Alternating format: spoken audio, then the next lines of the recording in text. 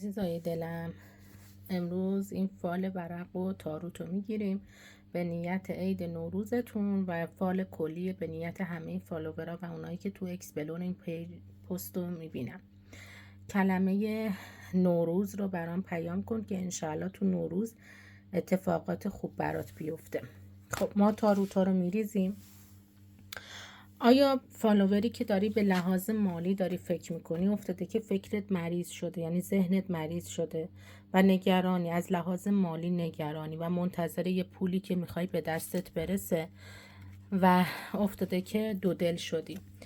فالووری که با عشقت کات کردی افتاده که از عشقت خبر میشه. اگر جادوتو باطل بکنی افتاده که با همدیگه دیدار دارین و جشن و خوشحالی دارین. فالووری که منتظر پیغامی، تماسی، کلمه نوروز رو برام کامنت کن تا این فال برات تحقق پیدا بکنه. افتاده که به همین نوروز، به همین دیدار و به همین عشق افتاده که وصل میشی و وصل و وصالت افتاده که 100% اوکیه.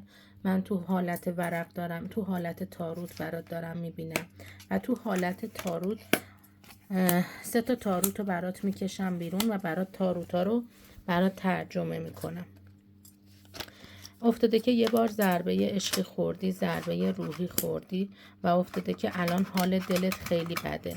برای اینکه این فال برات تحقق پیدا بکنه نوروز رو برام کامنت کن که این فال برات تحقق پیدا بکنه. افتاده که تو یه خانومی هستی که دستت تو جیب خودت منتظر پولی ولی ضربه خوردی و به زودی دیدار داری. دیدارت هم افتاده که 100% اوکیه. حالا فال ورقه تو میچینم تو حالت فال ورقه. خب یه دونه از این ورقا رو برات برمی دارم. افتاده که تو دلت افتاده که دو دلی و افتاده که این دو دلی حال دلتو بد کردن تو فال برات افتاده و اون چیزی که تو حالت ورق افتاده. یه دونه ورقا رو برمی دارم. افتاده که شاه دلت منتظر تماسشی.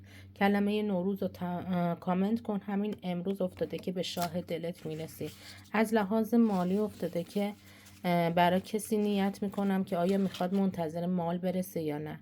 این آقا افتاده که یه پولی به دستش میرسه ولی اینقدر تو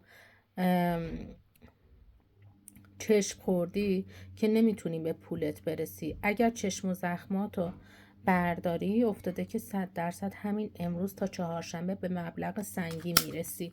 کلمه نوروز رو برام کامنت کن و انشاءالله برات تحقق پیدا کنه.